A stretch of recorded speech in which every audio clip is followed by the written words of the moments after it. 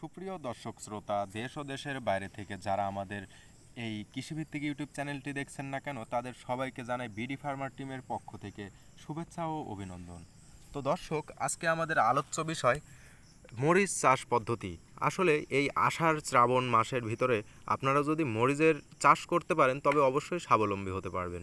তো সেক্ষেত্রে প্রথমে বীজ নির্বাচন করা লাগবে। আপনি কোন জাত চাষ করতে চাচ্ছেন, কোন জাতটা আপনার কাছে বেশি ফলনশীল প্রয়োজন, না কোন জাতটা পছন্দের, সেটা অবশ্যই আগে নির্ধারণ করতে হবে। তবে সেক্ষেত্রে আপনার হাইব্রিড আছে, বিনা ওয়ান আছে, বিনা টু আছে মরিচের জাত, এগুলো অনেক ভালো ফলনশীল হয়ে থাকে।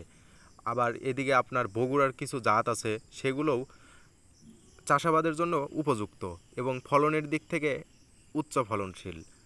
তো সর্বপ্রথম বীজতলা থেকে মরিচের চারাগুলো আপনি বীজতলায় রোপণ করে তুলতে পারেন, অথবা হাটে বা বাজার থেকে মরিচের চারাগুলো নিতে পারেন।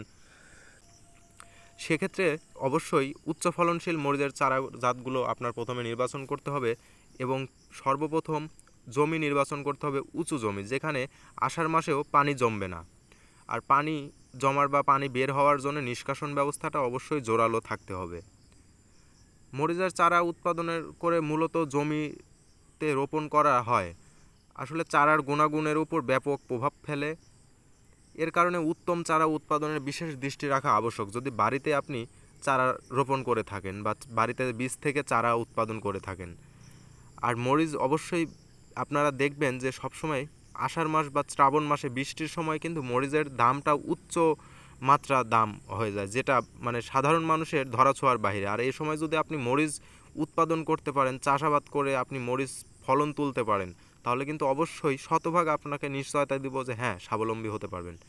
তবে দর্শক, সেক্ষেত্রে উঁচু জমি নির্বাচন করতে হবে এবং জমিতে যদি আপনি 5 থেকে 6 বার মই দিয়ে নেন, মই দিয়ে তৈরি করেন, তাহলে কিন্তু অবশ্যই আরও ভালো হবে। কিন্তু আষাঢ় মাস, সেক্ষেত্রে কিন্তু জমিতে ঠিক ওইভাবে মই দিয়ে চাষাবাদ করার মতো সময় থাকে না, কারণ বৃষ্টির সময় সারা বছর বৃষ্টি লেগে থাকে।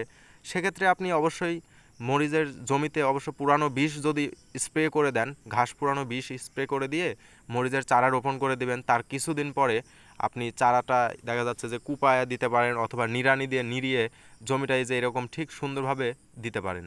তো জমিতে চারা রোপণের পরে যখন চারাগুলো লেগে যাবে, তারপরে কিন্তু অবশ্যই আপনাকে জমিতে বেড সিস্টেম করে দিতে হবে, যাতে পানি নিষ্কাশন ব্যবস্থা দ্রুত হয় এবং পানি জমে না থাকে। সে কারণে কিন্তু বেড করে দিতে হবে, বা আপনার ইচ্ছা মতো আপনি এক বেডেও করতে পারেন। আবার এরকম প্রতিটা লাইনে বা সারিবদ্ধভাবে দুই পাশে বেড করে দিলে মরিচের চারাগুলো কিন্তু জলাবদ্ধতা হয়ে মারা যাওয়ার কোনো রিস্ক থাকবে না। অবশ্যই গাছগুলো 50 সেন্টিমিটার, মানে সারি থেকে সারির দূরত্ব 50 সেন্টিমিটার এবং চারা গাছ থেকে গাছের দূরত্ব থাকবে 50 সেন্টিমিটার। তো চারা রোপণের পূর্ব মুহূর্তে পানি সেচ দেওয়া ব্যবস্থা করতে হবে, পানি যাতে সেচ দিতে পারেন। কিন্তু আসলে আষাঢ় মাস, সেহেতু আমাদের সেচের ব্যবস্থাটা তেমন হয় না। আর জমিতে আগাছা হতে দেওয়া যাবে না।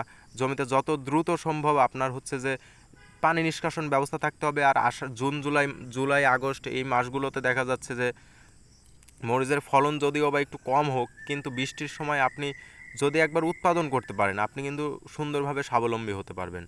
আর সেক্ষেত্রে অবশ্যই উঁচু জমি নির্ধারণ করতে হবে। আর মরিচ যেহেতু মশলা জাতীয় ফসল, সেটা কিন্তু সারা বছরই কম বেশি দাম থাকে। মরিচে কিন্তু কোনো লসের অপশন নেই, আপনি যদি ঠিকঠাক পরিচর্যা করে উৎপাদন করতে পারেন। তবে মরিচ উৎপাদনের জন্য মাটির পিএইচ 6 থেকে 7 হলে মরিচ উৎপাদন ভালো হয়। বন্যা বিধত পলি এলাকায় মাঝারি উঁচু, যেখানে বর্ষার ভাদ্র আষাঢ় জ্যৈষ্ঠ মাস থেকে আসে, দেখা যাচ্ছে যে মরিচ চাষে উষ্ণ ও আর্দ্র আবহাওয়া ভালো। তবে প্রিয় দর্শক, আপনারা যদি জুন জুলাই মাসের দিকে মরিচ এভাবে আমার মতো করে যেভাবে দেখাচ্ছি মাটিতে জৈব সার পরে দিবেন, এই যে বেড করার সময় জৈব সারগুলো দিয়ে নেবেন।